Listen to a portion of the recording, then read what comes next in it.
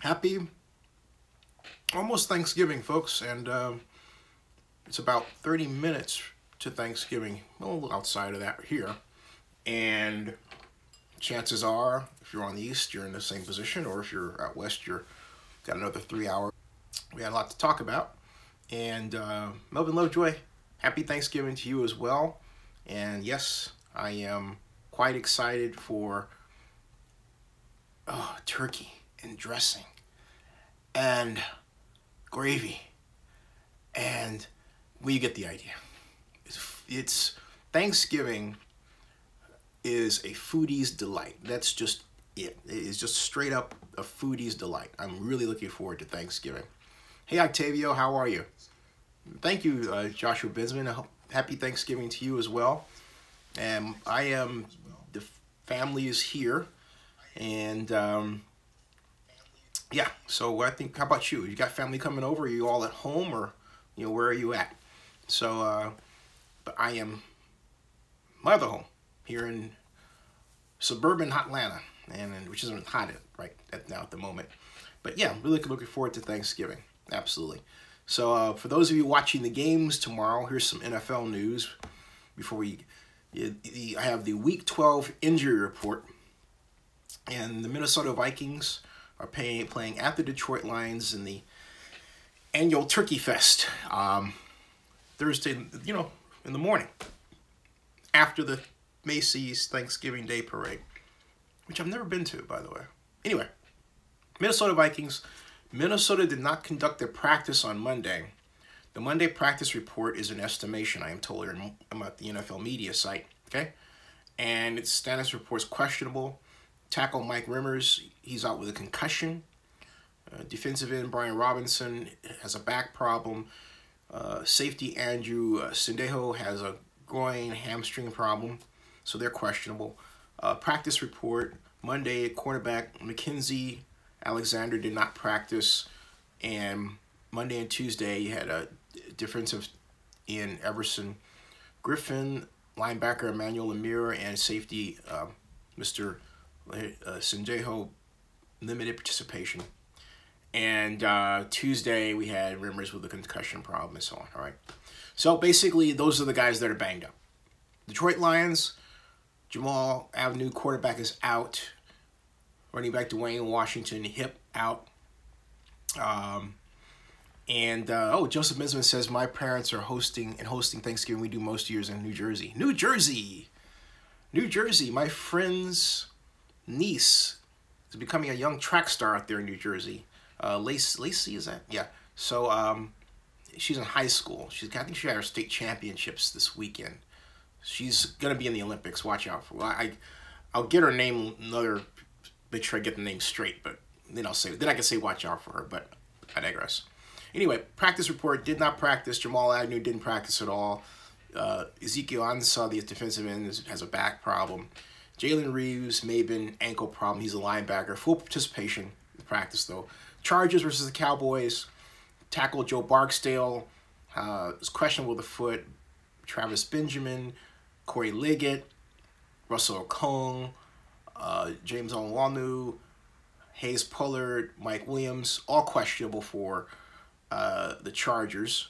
And either questionable, they had limited participation in practice. Full participation was reported by some, like Barksdale, by Wednesday, as well as defensive end Chris McCain, tight end Sean McGrath, Nick Novak had a back issue, and Haynes Pullard, as I mentioned, had a neck problem, and Spencer Pulley, knee problem. Dallas Cowboys conducted a walkthrough. Sean Lee, linebackers, out with a hamstring problem. You've got Dan Bailey, right groin, Lale Collins, back problem, Malil Collins, foot, Anthony Hitchens, groin, Tyron Smith, back groin. They're all questionable. Practice report: did not participate in practice Monday. Hitchens, Sean Lee, as I mentioned, and then we have Bailey with limited participation in practice, and then Jeff Heath with full participation in practice, even though he had a concussion. DeMarcus Lawrence had a shoulder problem. Tight end Jeff Swaim, knee problem. They all participated in practice. New York Giants versus the Washington Redskins. DJ Fluker, once a great first-round draft pick, out. Got a toe problem. B.J. Goodson ankle, Justin Pugh back, doubtful. Calvin Munson, this is all for the Giants, questionable. Casillas, Zach Diassi, remember Steve Diassi, his father. Defensive tackle Damon Harrison, ankle, elbow, questionable. Sterling Shepard, linebacker Kelvin Shepard, groin. Defensive end Olivier Varnon, shoulder. And practice report, the people I just mentioned didn't practice on Monday, Tuesday, or Wednesday. Then others were reported as limited participation, like Jason Pierre-Paul, Kelvin Shepard, Dalvin Tomlinson, Olivier Vernon. Full participation in practice was Jonathan Casillas, neck problem, and Zach Diassi, and that was on Wednesday. So they got better as the weeks progressed, and Wednesday they're healthy. But Redskins did not conduct a practice on Monday and Tuesday. These are all estimations. The one person that we know is out is defensive end Terrell McCain. Actually, two people: McCain, Monte Nicholson concussion, tight end Jordan Reed hamstring, and Chase Willard hand. We have quite a handful of people with Redskins that are questionable. Anderson with the knee, Zach Brown. Basically 1, 2, 3, 4, 5, 6, 7, 8, 9, 10, 11 guys that are questionable but playing. Most notable among them is Ryan Anderson and Zach Brown, linebacker. Running back Samaji Perine, finger. Guard Brandon Sheriff, knee. Linebacker Matrell Spate, ankle. Practice report, did not practice. A list of people too numerous, but basically the same list of people I said, that they kind of repeat that because they went in the practice and they went out and so on. All right. Vernon Davis, though, full participation. He's back. So you can count on Vernon Davis if you're looking at this for fantasy-ish reasons. Vernon Davis is going to be playing. We have Buffalo Bills and the Kansas City Chiefs. Buffalo Bills did not participate. Kelvin Benjamin has a knee problem. And maybe that sheds a light as to why the Panthers got rid of Kelvin Benjamin. Maybe they thought he was becoming a China doll. Interesting. Deion Dawkins has an illness. Cordy Glenn, tackle, has a foot ankle problem. Guard John Miller, ankle. They did not participate. Charles Clay, limited participation. That's kind of, the veteran, you can get away with taking a little bit off, but Mike Tolbert has a hamstring problem. Andre Holmes, wide receiver, ankle. He's did participate in practice, however, and that's the Buffalo Bills versus the Kansas City Chiefs, and they did not complete practice on Wednesday. The Chiefs did not. We have the Carolina Panthers and the New York Jets. Basically, we have the rest of the week, and so I'll scroll down to the Denver Broncos versus the Oakland Raiders. We have practice report, did not practice. For the Broncos, Adam Gottstis, Jeff Herman, Shane Ray, Emmanuel Sanders, ankle, Aqib Talib, shoulder. They did not participate in practice. Oakland Raiders practice for Wednesday, practice not complete. That's what's written for the Raiders. Practice not complete. Okay, practice not complete. And so, as you know, two people walked off. Bruce Irvin and Khalil Mack decided, hey, you know what? We're going to take an early turkey day. Ta-da! And as I said yesterday, hey, when you change horses in the middle of the stream like that with a defensive coach that's admired and respected, Ken Norton Jr., this is what you get. And on top of that, when it's layered with, a problem of obvious racism, you get what you get. And as I tried to explain yesterday to people who didn't want to get it, but it's out there, the simple fact of the matter is Khalil Mack, Bruce and Khalil Mack feel as I do, okay? They feel as I do because they see what's happening and they're like, you know what? And it's bad to have two players who among your best defenders leave like that. That's bad. That's straight out bad, okay? Horrible. And, Ken Norton Jr., my Thanksgiving wish for him is that he keeps his head and finds an equally great position in the National Football League. John Juan Ramirez says, "Ask how soon before we see our core players demand to be traded."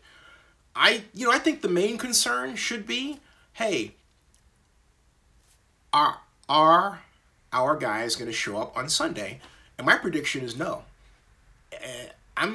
So far I'm batting 1,000 on whether or not how the Raiders are going to respond defensively to this move, because if you remember yesterday I said that I can't imagine. I mean, you have to understand a person like Bruce seeing this change in defensive coordinator, and then he goes on Twitter and reacts the way he does, and the fans get on him like that, which is, I thought, completely irresponsible and completely unfan-like. So he takes all that, he reads his tweets, he's like, you know what, heck with you all, I'm done, I'm out of here. Okay, so that's it.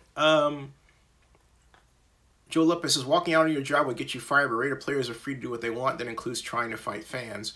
But, I'm glad you said that, Joe Lopez, because here's the problem, all right? Fans, and look, I love Sal. I haven't met Sal in person, but, I love Sal's simpatico and everything and his energy. But Sal shouldn't have done that. And fans should not get on social media and attack players. You're not fans when you do that. Again, you have to remember something. You have to understand something. That's a lot of what this is understanding, okay? I came of age as an NFL fan when there was no social media. And so you didn't have the screen that you could use to type nasty things to people, as some of you do, without thought that they're going to read it, or maybe you hope that they're going to read it, but then you put yourself out there and say, hey, here I am. Well, these folks are just human, all right? They're just human. And so you give them, you say, and here's where this is so illogical, Joe, all right, is this. You as fans want the players to do better, right? Okay. Well, how are you going to get a player to do better if you're making the player feel bad, if you're putting negative thoughts in the player's head? How is that going to make the player perform better? You want the answer? It's not. Okay? It's not. As Ken Yu says, it's a bad look to tweet negative comments at players, right? And Octavio Arias, the great Octavio Arias, says, players should know better to understand that those critics are the minority. But the whole point is, Octavio, they don't. They're human. Okay? We can say, hey, we should have a better president of the United States, right? Okay? All right? So they don't. And Joseph Benzman says, well, if someone is a blank, I don't want to use that. The way John Walker was in baseball years ago, they deserved to be gone after, that was before Twitter and Facebook, and he was so bashed for his behavior. He was bashed, I'm glad you brought that up. That was an excellent point. He was bashed for his behavior, right? By contrast, Donald Penn was being bashed for his play. That's how this all started. And Saul called him out and tagged him on Instagram and called him the B word and challenged him. Okay, and then that set Penn off. You don't need to do that. Okay. Donald Penn is the offensive tackle of the Oakland Raiders. If you are truly a fan, you know what a true fan does? A true fan says, hey, Mr. Penn, I saw you the last game, and I did some research, and here's a supplement that could help you, a technique that you should consider, something that I saw Comrade Dobler do. That's helping a player. But how many of you actually do that? You don't. And it requires research and a level of thought, not emotion, that a scant few of you want to do. So it's your fault. It's your fault. I said this last night. It's your fault if you think that's okay. It's not okay. And then some of you get your season tickets stripped and you think, gee, I wonder why. Really?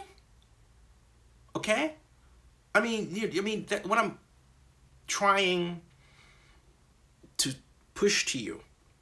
All right, and I don't expect those of you who do this to get it or to understand it, because it's too rampant. But I will say it's a social problem that the only way to nip it in the bud is for the teams to start completely saying, you, and you can't come in. Just like that. And just calling people out. Boom, boom, boom, boom. Hey, Eric Guerrero, how are you? Okay. Okay. Joseph Binsman says, our con man, don't call him president, doesn't care to be known better. So that's my point, all right? So, someone says last night, I'm not watching your channel because I thought, good. Go back, go away, goodbye.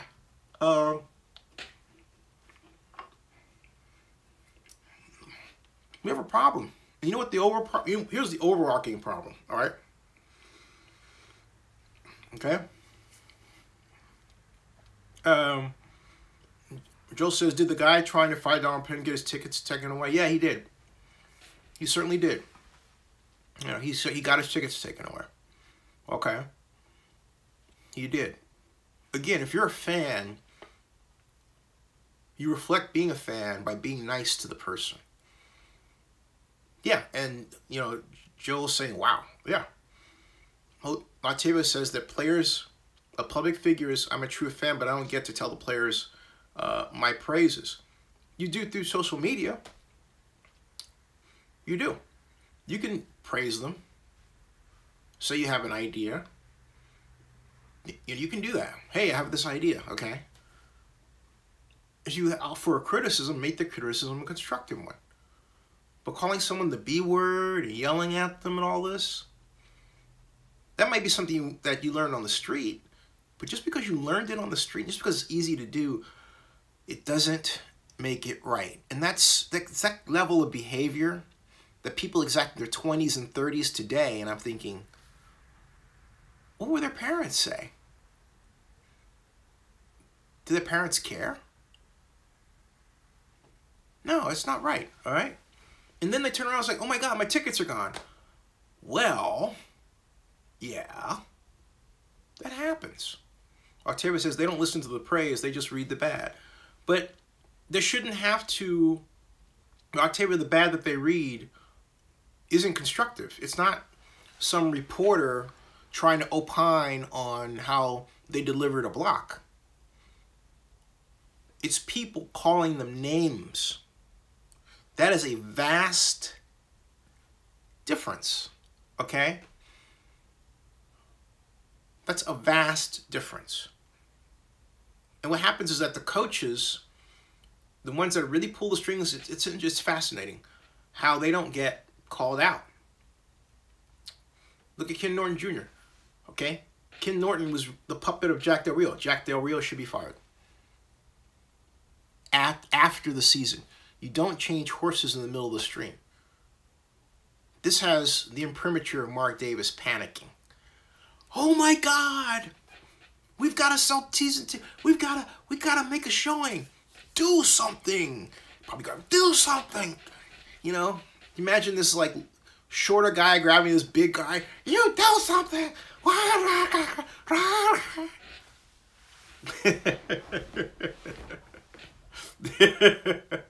Octavia says Todd Downing should have been fired.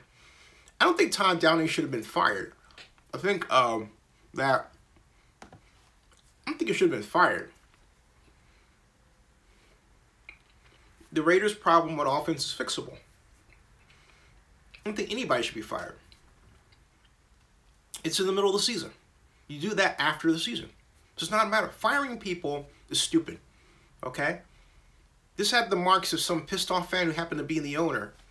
It looks like Mark. So, but firing people in the middle is stupid. The Raiders' problems can be solved in, first of all, installing the I formation with 5 plays. 3 running plays, okay? 2 play action plays, actually, yeah, 6 plays. 3 running plays, 3 pass plays, 2 of them play action, 1 of them a standard pass. That's enough to learn at this juncture in the season. That's why so few, because there's not a lot of time. but you install those and you mix them in with your repertoire. The Raiders don't have I formation plays right now. That simple addition would make the Raiders offense look brand new and less predictable. That's all they need. And you know what? It would put Marshawn Lynch in heaven. Oh, you'd be so, you know what I mean? Would love it. Oh, this is great. Marshawn would be like, man, Marshawn would definitely go beast mode.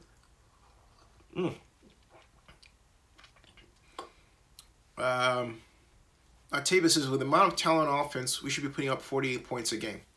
I agree. Guerrero says, yes, Jack Del Rio is hiding behind his coordinators. Well, and trying to. John Davis says, Reggie will lose his jobs if he keeps Del Rio. Octavio Arias says, this will give our defense a chance to play better. How? How can the defense play better when two of your best players didn't even practice today? Here's my concern for them. My Thanksgiving concern is that they play. I would prefer Bruce Irvin and Khalil Mack not play for this reason. And it's a personal concern. If you're not going to put in full effort on Sunday because you didn't practice today and you got this new guy, we got a different voice, you're going to risk injury jumping in there. So let's just not do that to you. I mean, the Raiders arguably would forfeit the game. I mean, that's what would happen. Because not having them on the field speaks volumes. Not having them practice today speaks volumes for the locker room. You got new guys like Navarro Bowman, who just came on. And the legendary 49er linebacker, he's suddenly in this chaotic situation. He's undoubtedly thinking to himself, you know what? Come on, Days. Just a matter of time. Just a matter of time before I'm out of here. I'll collect my dough and move on. All right? You don't want to have people thinking that, but after this week, I'll bet you, credits to Navy Beans, an old Star Trek term, that's exactly what's going on. And Jordan Yancey says Marshawn ran good last week. You mean ran well last week. Marshawn ran okay last week. He could have done a lot better. And did the Warriors come back, Joseph? I don't know. Let me check the Warriors game real quick while you're asking that. And Octavio says, if our offense would keep the ball and not go 3 and out all the time, our defense will play better. Right. Absolutely. I completely 1,000% agree. Hence the call for the I formation play installation. Crawford says the organization is a forest fire and the flames are just starting to spread. They sure as heck spread today. Joseph Binsman said, my Knicks got a nice win tonight. Speaking of your Knicks, let's check out our Warriors. How about that? Golden State Warriors. There we go. I'll have it 3 seconds. 2, 1. Oh, wait a second. Oh, they lost. 108-91. Whack, whack. The Warriors are 13-5. The Oklahoma City Thunder are 8-9, which means they say they're best for the Warriors. That's what that means. So Golden State, looking at this, did not win a quarter. They were outscored the first quarter, the second quarter, the third quarter, and the fourth quarter. They were outscored 33-26, 32-22, 29-23 in the third, and wait a minute. Let me see that. Let me take that back. The only quarter in which they scored better was fourth. They were 20-14. Yeah. Other than that, nope. They had Oklahoma City got them first quarter, second quarter, and in the third quarter the Warriors started to come back, but it wasn't enough. Even though they had outscored them by 6 in the fourth, it just wasn't enough. I lost. So there you go. 108-91. Golden State Warriors are second in the Western Conference. They lost. Crawford says Latavius Murray would look good right now in a Raider uniform. I hate to say it. And Jordan Yancey says every time Marshawn gets rolling, they pull him out. Yeah. Yeah. Jamal Mills says intense games, isn't he? Ugh. And the Celtics finally lost. We lost. The Celtics lost. Todd Downing is the problem. Octavio said that's what I tried to say before. Yep. And Octavio says Murray's doing great in Minnesota. Good for him. I agree. I agree. I was never really hyped on Latavius Murray. I didn't think he was worth as much as Minnesota was willing to, get him for. And I felt the Raiders could do better. Excuse me. I still feel if I had to wave my magic wand in reverse time, I would have still let Latavius Murray go, but I would have tried to get Delvin Cook. Now, you're going to point out to me he's injured, but look, that's a chance outcome. Because prior to his injury, Delvin Cook was kicking butt. I'd have thrown to him out of the backfield. Delvin Cook's the tonic the Raiders need. And I'm not saying that Marshawn Lynch isn't, but as I said last night, Marshawn Lynch is this kind of guy. If you need 5, I'll get you 3. If you need 1, I'll get you 3. I mean, he'll get you 3. Sometimes he'll bust it. But see, out of the I formation, he becomes a monster. And he hasn't seen the I formation with the Raiders. That's the guy that I want, okay? Octavio says Lynch is tapping out. It's a bad formation, bad game plan. Darkness says Mack and Irvin will have 10 sacks combined. You mean through the season? That's not happening on Sunday. Okay? That is not happening on Sunday. Octavio says Lynch tapping out, no fullback. Right, no fullback. Nothing. And no play action out of the I formation, to get defenses to commit and then pop it over to Mr. Cook over the middle. Wouldn't that be so cool? Wouldn't that be so cool? Oh, yeah. Definitely. Can you agree, Zenny? So frustrating. Never went out of the eye. No, they don't. They're really predictable. Really predictable. They have that same type of spread formation set they use all the time with the running back in the 3 position. And, in the 2 position, sometimes the 3 position. All right. Boom. Jordan Yancey says, during the Patriots game, Marshawn averaged 6.1 yards. Yeah, but they didn't give it to him a lot, A. And B, 6.1 yards a carry wasn't enough. Given the way the Patriots were eating up yards through the air, we needed 7 yards a carry. Three carries, 21 yards. Okay? Octavia says we needed 6 linemen like last year. Yeah, well, that was Musgrave. See, Musgrave followed the Tony Franklin, remember that name? Tony Franklin school, and he would use the unbalanced line. Not Downing. Pena says we want power football. Dark Mex Attack says why didn't the Raiders bench Roberts during the second half of the Patriots game? Because, as my estimation, okay, that my estimation of that game was that he wasn't really the problem. He was adjunctly related to the issue. I'm looking up something with respect to him, just to test a theory that I'm spinning. Give me a second. And I believe that the problem wasn't so much that it wasn't so much him. It was the altitude, the plays, and Derek Carr. Because you remember, I'll point out to you this.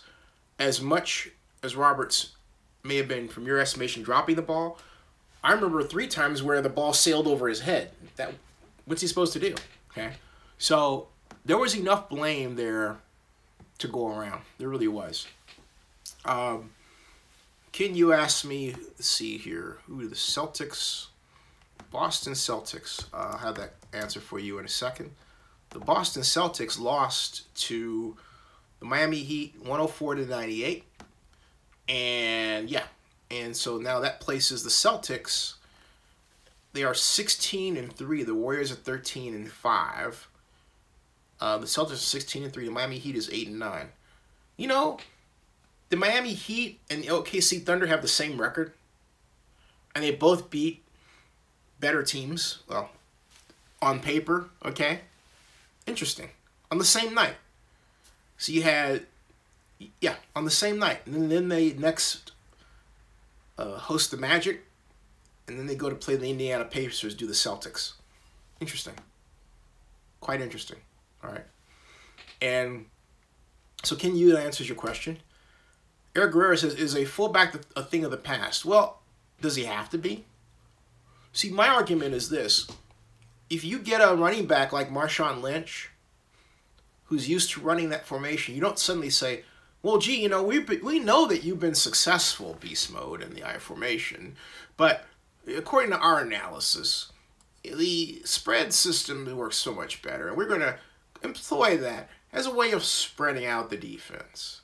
And we have a plan for you to run up the middle through the spread formation. And Marshawn would shoot back, but, you know, I've had some success out of that, but I'm really an I guy. Well, Marshawn, the I formation is inefficient with respect to our analysis. And see, my point is, you see what I'm getting at here? They have some pseudo-analysis that's telling them not to use the I, yet they get a guy who's successful in the I, and they don't put him there. Jeez. Oh, okay. So, Jamal Mills says, any news with Vegas? What happened to Grizz? Grizz has been working and doing his thing, okay? And as John Davis says, I don't think Todd Downing is dumb. I think Todd Downing is... He strikes me as a guy who's in over his head. And he strikes me as a guy who is in a situation that Musgrave is more experienced to fix than he is. And you would say, what is that? And I would say, this is what it looks like to me, just as I see it, okay? It looks straight out like this. Todd Downing is getting calls from Del Rio, who in turn gets calls from Mark Davis, and Mark Davis will say, why isn't Armani Cooper getting the ball? Get him the ball. What the heck is going on? And so next thing you know, you got this special scheme for him, and he whacks up to over 200 yards in receptions against Kansas City. Okay? Or, I mean, my point is that Downing... And I just figured out the reason for the change. Downing is more malleable. He does what they want him to do rather than questioning and saying, but, you know, this other situation's better. Younger, sure, but more eager to please, more able just to do what the coach or the owner wants. Not this know-it-all, I've been around, I know better than you guy like Musgrave, which is really the guy that you want. That's the problem, okay? That's the problem. It's not just that Downing doesn't know what he doesn't know. You have to remember he answers to somebody. And I believe that some of what Downing's problem is the same thing that wound up getting Norton fired. I believe that Ken Norton had an argument. Two things. First of all, Mark Davis made that call. That's what I believe. I believe Mark Davis made that call. And Ken Norton suddenly had to face the fact that he didn't have a friend in Jack Del Rio that was really going to have his back. He let him go. And, you know, then you've got Bruce and Khalil who saw that, and they said, you know what, we're out of here. And they more than likely did not like the voice of John Pagano coming in and being the defensive play caller and the practice leader in the middle of the season. Okay. Eric Guerrero says, could Derek Carr be really hurt and hasn't fully recovered? No. Mm-mm. Mm-mm. As Drake makes us, yeah, Todd's a yes man. And that's what you're getting at, all right? He's a yes man. He's a yes man. And there's some prickly egos around there. And when the situation gets worse, those egos get more prickly. Bad situation. Toxic environment. You can't win with that stuff. Okay? Darkman says, why didn't Seahawks run the ball with Lynch? They did. Anyway, they just did. John Davis says, we don't need Mark Davis calling the plays, but you know what? I believe that's exactly what's happening. Henderson says, what's the news with Las Vegas? The news with Las Vegas right now is that the agreement, the community agreement, is still up in the air. It's not done. And there's no sign that the community agreement is going to be done anytime soon.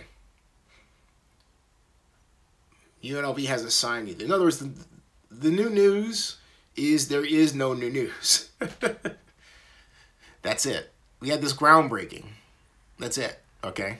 That's it. Melvin Lovejoy says, I thought Derek Carr's comments about Bill Musgrave were interesting. He said he's the smartest person he's ever met. And therein lay the problem, because there are some people who don't like, in the NFL or any work life, who don't like other people who are smart and are in a position to see, because in a meeting, when things go wrong and you're the smart person, you know why things went wrong. Sometimes the person who's not as smart as you but is in a position over you doesn't want to hear that. Okay? That's what's going on. You know, a person can be really smart at something, but if you're working for somebody or some group that's really insecure, it only makes the situation worse. It takes a secure person to hire and stick with a smart person. And those folks aren't around all the time. Folks, I want to tell you something that governs all of this. There are 3 people that combined make more money, they're worth more wealth-wise than half the United States of America. Jeff Bezos, Bill Gates, and Warren Buffett. Okay? That should scare you. We're at that situation right now. 25 billionaires in the United States were worth $1 trillion. At some point, we're going to see one person worth $1 trillion. And that may be in the next 10 or 20 years. That should scare you. Because what it means is that when you have fewer people with that much money at the top, it means there's less money for the rest of us at the bottom. And here we are arguing among ourselves, Donald Trump pulling our chain every other week, sometimes every week, and not acting presidential, and we think it's okay. Meanwhile, the rich really do get richer. It's bad stuff. Bad stuff, okay? Bad stuff. Octavia says, stop it with Vegas. We're seeing Oakland 2 more years until you've seen pylons being put in. It's all a mirage. I would go a step further than that. If the pylons are put in, it's for UNLV, not the Raiders. Keep in mind. See, people forget. We're talking about a stadium that's supposed to be for UNLV, too. That's the way the law is written. Not just the Raiders. Melvin Lovejoy says, that is scary. I'm more worried about getting a Lombardi in Oakland. Yeah, it is scary. You know, Melvin, it is scary. John Davis says they will always print more money for those at the top. But I really find that concern. I saw the report today on that. It's called the Billionaire Project, and 2017 Billionaire Project. And I thought, we really have come to this place, haven't we? And there's a book I have on the Great Powers that was written 25 years ago, and it basically predicted this place, where the United States is right now, and it said that This is the sign of the decline of a great power, and you have so much wealth concentrated in the hands of so few people. And that's where we're at. We've declined as a great power because we don't have that engine that fuels economic mobility. The ability the ability to live better than your parents, the ability to get that house on the hill, you know, that America we have forfeited. And you know, Jack Ma, the CEO of Alibaba, basically said, hey, you know what? I used to want to chase after manufacturing jobs, but all the jobs are going to be automated, so I don't want to chase after that anymore. It's service jobs. Okay? But then in a place like the Bay Area, you try to get the service jobs in, and what happens is that the law says you got to charge a minimum wage, okay? Charge a minimum wage, and so they're being forced to pay wages that are greater than what they're able to afford just to break even because of the nature of the service business. I'm not advocating paying less. What I'm advocating is a subsidy for retail in urban areas. Cities should subsidize retail by using property taxes. And government should be able to assist the cities in having subsidies for retail to keep people gainfully employed. Do it on an area by area basis, like you have it like a business improvement district, right there. Okay. So Jamal Mills says, I work for a manufacturer here in Georgia. Oh, you're in Georgia, okay. And they laid off 200 people. See? And Raider Nation says, our offense was great last year. If it ain't broke, don't fix it, right? Except they did break it the minute they got rid of Steve. The minute they got rid of Bill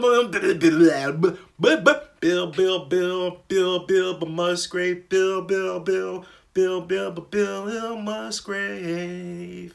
They got rid of Musgrave, and that's when the offense went down. Todd Downing. Anyway, you get the idea. That's what happened, okay? That's what happened. I had to sing my voice right back into shape there. Got a little, So anyway, Malcontent said, if the Raiders don't raise the money, the deal should go south with them. They seem to be expendable in Vegas. Thanks, SB1. Ding. Joseph Binsman says, sorry to hear that, Jamal. Remember that the car plant Trump visited last year in which he promised he'd have saved their jobs? They've been laying people off all year. Wow. Wow. Tricked them again, didn't he? Dark Mex says, who do you think the Raiders should sign as offensive coordinator next season? Bill Musgrave. I think they ought to, if you want to right or wrong, that's the best thing to do. Bring Musgrave back. I mean, look, your best time was with him, right? And maybe you didn't like this he did or that, but you know, don't throw the baby out with the bathwater. Bring him back. Give him another chance. That's what I mean, you said the question was, who do I think they should sign? That's what I think the Raiders should do. Now, as to what they will do, I think they'll keep Downing. Hey, ML, how are you? Haven't missed too much. Big April says, the Raiders look sad right now. Vegas don't want a loser. John Davis says, I'm good with Musgrave coming back. Big April says, we love them no matter what. And it's going to be fascinating. Silver May says, can't wait to see that Downing offense versus the Broncos, which means side passes and runs up the middle are very creative. Hey, Lonely on Top, how are you? So, yeah. So anyway, you all are ready for Thanksgiving, and I am ready for Thanksgiving. And I'm going to stay on another 15 minutes, and then I'm going to get ready for Turkey Day. Big Apple says, what's up with Vegas anyway? Well, the news basically is that there is no news. They haven't done anything. There's nothing to report, and there won't be for a while. We have the league meeting coming up middle of December, okay? There's nothing. Nothing. Boy, nothing. I mean, a Octavia says, forget Vegas. In fact, let me see something here with respect to news. Because I know what I'm looking for is whether or not I'm wondering how I can't wait for CES. Let's put it that way. CES Las Vegas I just can't wait. It's going to be so fun. And I really want to see how Las Vegas economically behaves during CES this year. That's what I'm looking for. That's what I'm looking for. Let's see here. We've got and let's see here. Lack of confidence. This is stupid. Oh boy. This is stupid. Okay. I'm not seeing anything. Yeah, there's nothing new. Nothing new. And Jack Rodeo was talking about him wanting to shake things up, and because he thought that Ken Norton Jr. lacked confidence. That's really that's really something else. I mean, what do I throw your friend under the bus? You know? Lacked confidence. I mean, it's one thing to fire someone, but then the Raiders tweeted about the firing, made it front page news, and now they have a head coach that's basically kicking him on the way out of the door saying he lacked confidence. That's really dirty. That's really dirty. I mean, how can the man have confidence when he is being asked to run your system, Jack? Okay? He's being asked to run your system, do things the way you want them done. So it's not really his way, it's your way, and it's not working. And yet he's supposed to have confidence in it? That doesn't make any sense, coach, at all. It doesn't make any sense.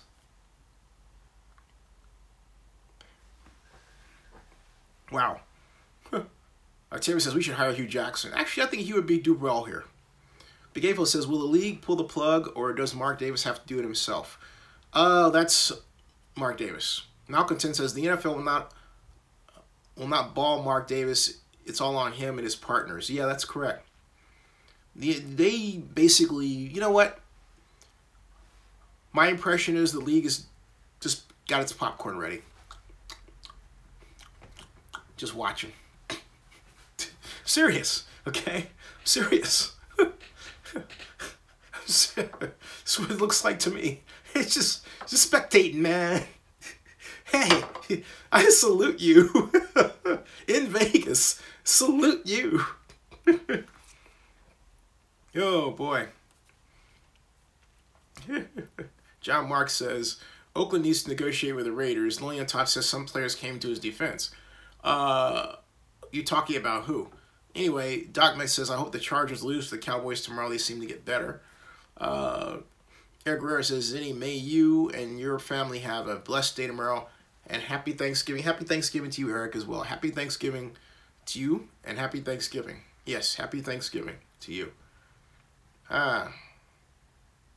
Yeah, Thanksgiving Day. I'm excited. I'm quite excited. And may you all have a fantastic Thanksgiving. Just absolutely fantastic. Oh, and as far as players coming to their defense or whatever, they're not the best players. So what? Okay. And if they were on offense, it's like, heck, they know their offense. Anyway. And so, Silver Rays, we were talking about the releasing. We weren't talking about DeRio. We were talking about the Vegas situation. Big April says Vegas will have a stadium, but only be for Super Bowls. It'll be for UNLV. That's what it will be. It'll be for UNLV. Okay, folks, just some programming notes. As Joe Marks reminds us that Vegas is financially bad. No show tomorrow night. No show Friday. No show Saturday. See you Sunday. Okay, so we'll be back on Sunday after the game. and we'll see the outcome. You know, this is gonna. Let me see what the line on the game is. Hold on a second. Broncos, Raiders, latest line. Let's see here.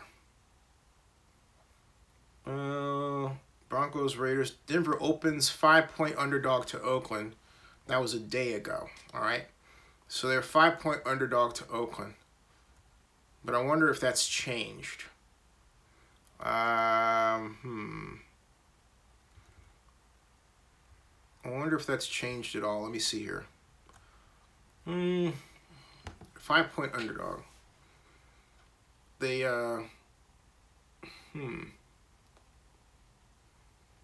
They turned to Paxton Lynch to 3-7. They're 3-7. Now, the Raiders may be more unpredictable with Pagano because no one knows what they're going to do with Pagano. But on the other hand, the wild card is we don't know. I mean, the Raider players aren't responding with Pagano, so it's kind of like, okay, you got this great game plan, but they could screw it up. Wow, great going, folks. Because you know what? They didn't have to fire Norton. They could have just simply switched assignments. Hey, we're going to go with Pagano, calling plays. Why don't you guys just switch places? You know? But to kick him out and then make negative comments about him? Wow. So you lack confidence. Well, I don't know. I don't know. That's all. It wasn't. Remember at first he said he wanted to go with wanted someone else calling the plays. Even when he says now it's a confidence thing. It's like he's just making stuff up. You know, why don't you just say that Mark Davis made you do it? Why don't you just say Mark Davis made you do it? Just tell the truth. Because these other reasons are looking ridiculous. They really do. Just say that. Say Mark Davis made you do it. That's all you gotta say. Mark Davis made me do it. Mark Davis made me do it. He's the owner. All right.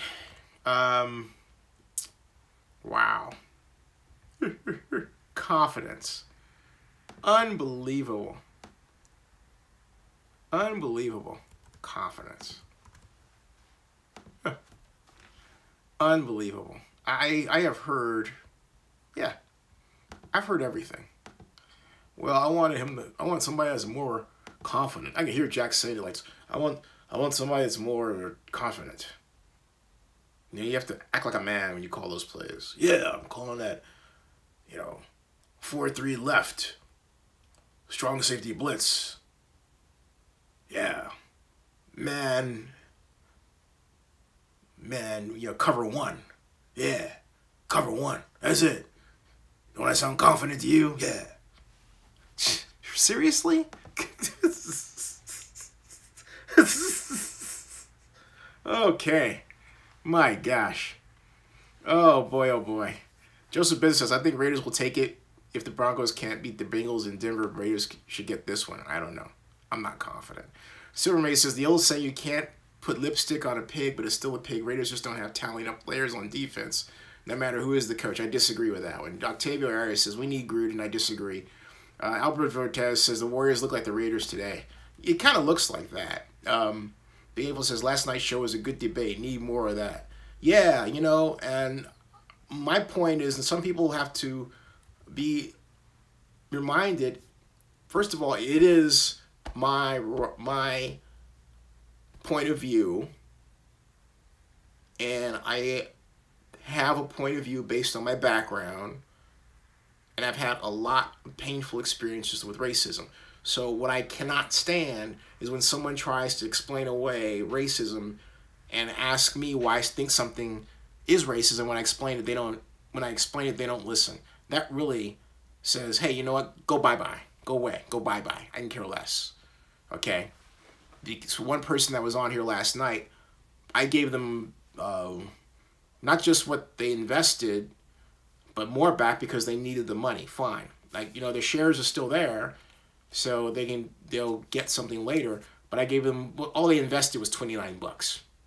Okay, but and I'm not saying like it wasn't nothing, but I appreciate every level of investment I get. But this person just took things both on and off a little further than I'm comfortable with, and I do not, and I cannot, and I will not tolerate. I do not stand racism. I cannot stand racism. I will not tolerate racism. I don't care. And the reason I don't is, it's not only that too, and I just want to, and Octavio, it's not a dumb card. And I got to ask, this, okay? Why is it so many folks who are not black or white, but generally, tend to be south of the border, and I've started counting it up in terms of surname, tell me it's not racist. And yet, some of you have experienced intense racist problems. It's like you sort of like what you get. That's really weird to me. Okay? It really is. It's massively weird. All right? I'm going to tell you something. It goes back to the umbrella. All right? And the umbrella is this. You've got three guys. You've got Jeff Bezos, Bill Gates, and Warren Buffett, who own more in wealth than half of the United States. And that includes you, even though you're not quite in America. All right? And there's a reason for that. And they're all white and male.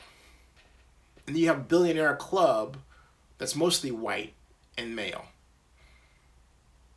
And if they're not, they tend to be, foreign-born, maybe Chinese like Jack Ma, right? And my point is, my question is, why doesn't that concern you? Okay? Why is it more just, hey, everything's okay? It's not okay. It's not okay. The world is quite literally, your ability to be mobile is being taken away from you and me with every passing day. And that doesn't concern you? That's what I'm getting at. It's like, and not only that, it's worse for people who are of color. So then you see an action like what Ken Norton had to deal with. Ken Norton can't land on his feet like Greg Minuski. Greg Minuski went from Colts defensive coordinator, where he was fired, got picked up by the Redskins. That doesn't happen with black folks in the NFL. It should, but it doesn't. Okay? It doesn't, all right? It doesn't. It doesn't. And Octavio says, I disagree, Octavio. So anyway, Joseph says, I'm grateful my parents raised me to listen and seek understanding, never to say something that not to someone else who has had different experiences. Exactly. And what people who watch the show forget is, hey, look, I've had different experiences than they have. And so I'm going to see the Norton, and not only that, I've covered the NFL since 1993. And I've been fortunate enough to do it with my voice and not an editor saying, you can't say this or you can't do that. I've had the freedom to look at the NFL from an entirely other perspective. Plus, I have not only do I have a planning background, but I look at the NFL from the perspective of being a Super Bowl bidder. I've worked with the NFL, so I have a perspective that no one else in media has. Okay, so I'm able to bring a point of view that others don't have and couldn't even emulate. So that has when I talk about Bill Gates, Warren Buffett, and Jeff Bezos, it has everything to do with the Ken Norton Jr. issue. Everything. When I talk about that, it has everything to do with the Trump issue, because he's making you and us argue about stuff. Okay? Argue about stuff, as opposed to thinking about the bigger picture, which is, hey, look, are we being had here? And shouldn't we be figuring out how to make sure that all of us are economically stronger, rather than, oh, it's okay to have that black guy weak? Because some of you act like that. It's not okay. It is not okay. That's what I'm getting at. So That's the overarching area, okay? All right? John Davis says, Joseph Benson says, I have experienced racism against me, and I could tell when it was happening to others. Even in high school as a student, because of my parents, I was able to see the institutional racism in my district. And that's what I'm getting at, Joseph. You said it very intelligently.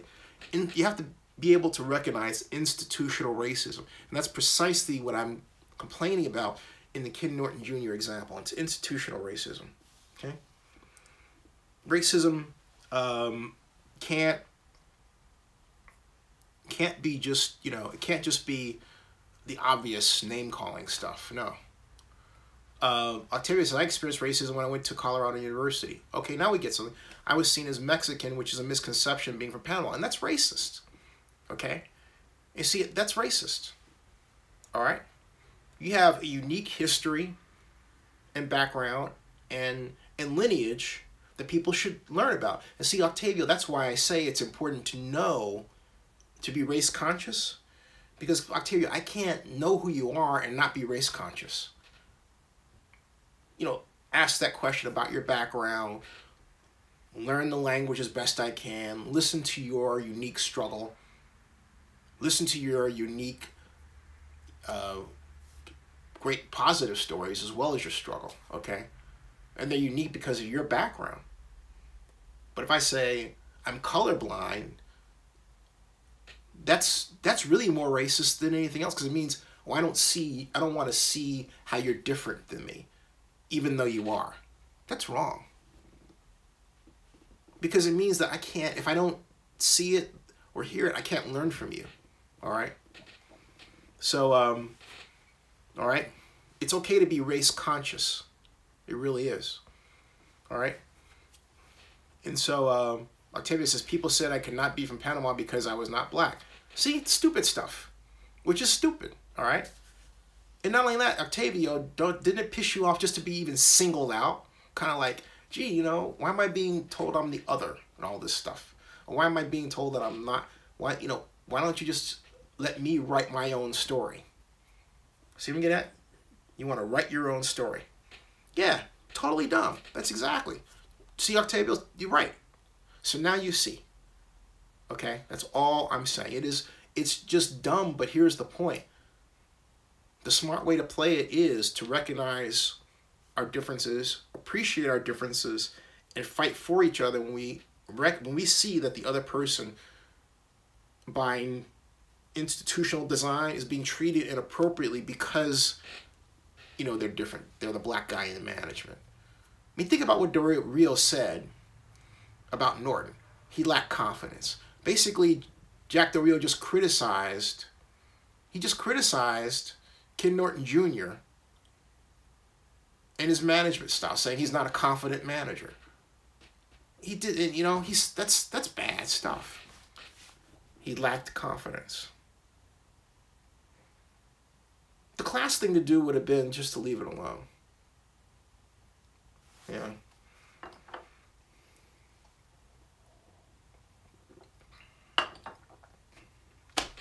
I like Jack Del Rio. I'm disappointed in him. Really disappointed how he handled this. It was not at all his best showing. Octavia says, but Reggie is black and he would put up with a racial position. Tell you something, okay? Reggie and I had a comment about that because I made a video a while back saying he should be fired because I didn't like the way he treated Hugh Jackson. And I went up to him and I introduced myself and I told him about that because I said, I want to talk to you. And we did this one-on-one.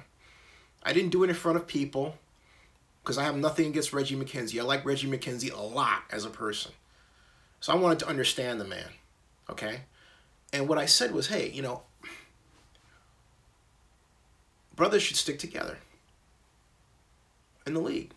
And he says, well, I hear you, but what you don't understand is that sometimes you have to like the person that you work with. And I understand what he's getting at. He and Hugh Jackson just didn't like each other. Okay? So they didn't like each other. Now, as to why, I didn't get a pinpoint answer. But my thought is, now I mean, it's wrong. What I was about to say is maybe you should try, but see, I don't know what it is that rubbed him like that. I know that, yeah, I don't know what that is.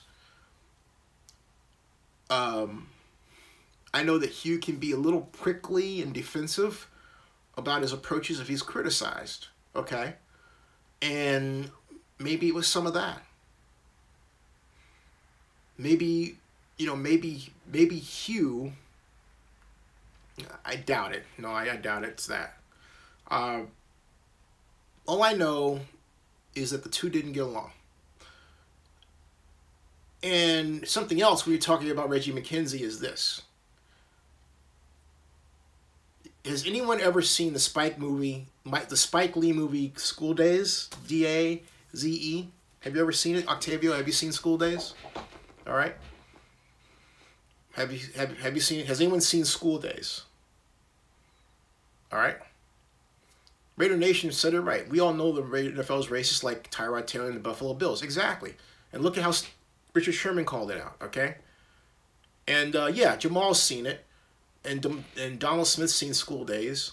Octavio doesn't remember. Octavio, since we're talking, I think you mentioned Reggie McKenzie. You got to see School Days. School Days is about the jigaboos and the wannabes. The wannabes are light-skinned blacks, light-skinned like Reggie McKenzie, and the wannabes were, the wannabes were light-skinned blacks like Reggie McKenzie, and the jigaboos were dark-skinned blacks like me or Hugh Jackson. You had the jigaboos, the jigaboos and the wannabes.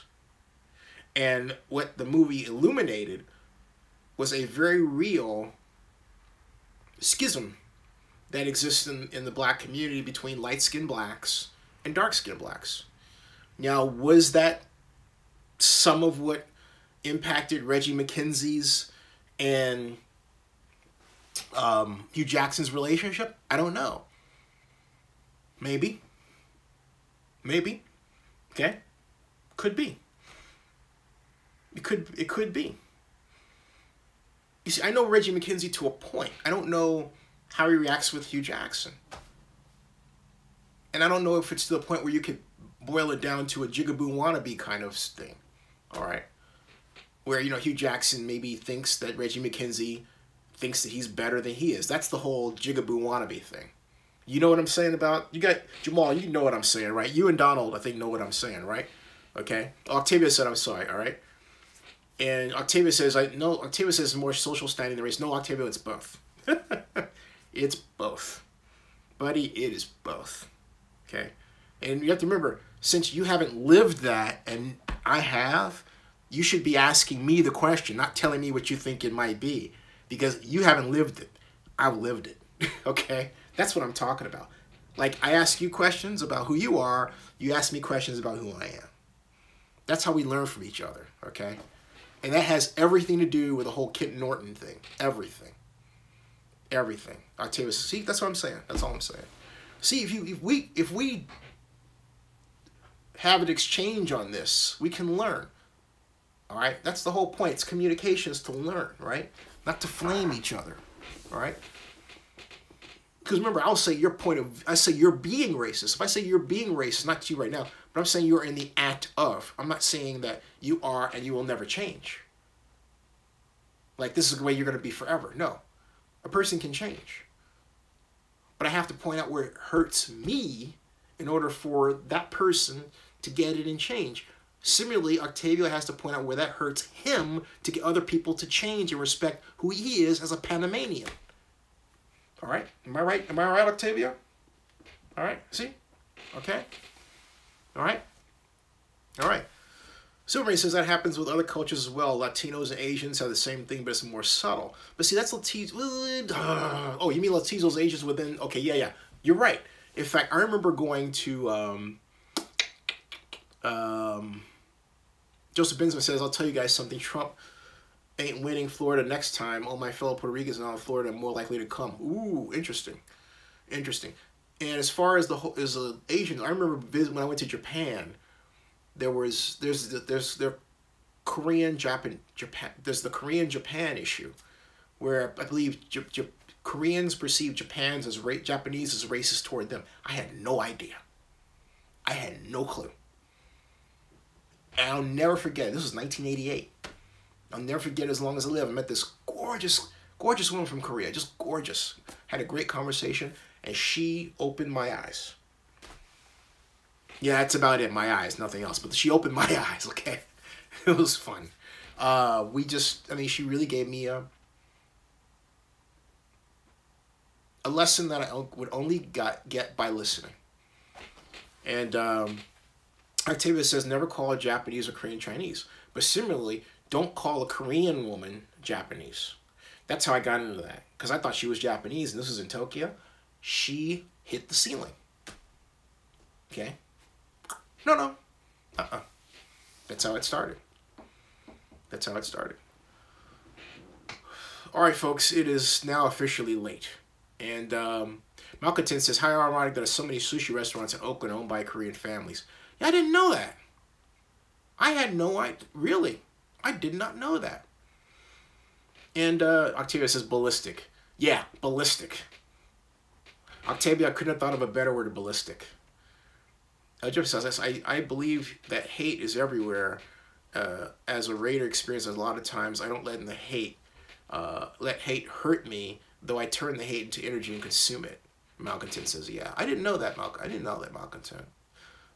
Joseph Bensman says, there's a place in Korea called Koreatown, LA, right? Yes.